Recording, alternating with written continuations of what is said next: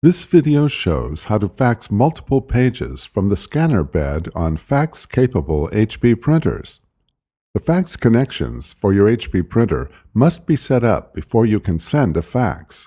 From your computer, double-click the printer icon on the desktop to open HP Printer Assistant. HP Printer Assistant is installed with your full-feature printer driver. Click the Print, Scan, and Fax tab. Then click Fax. Click Send a Fax. Type the fax destination number in the To field, then click Add.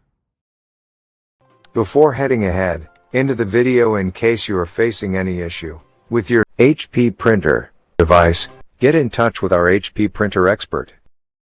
From the Printer Assistant, click Add Scan.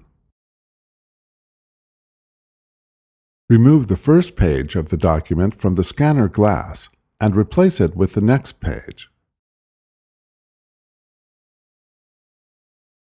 Click Add Scan to add the new page. Continue scanning each new page until the entire document is scanned. Click Send Fax to send the scanned documents as a fax to the destination number.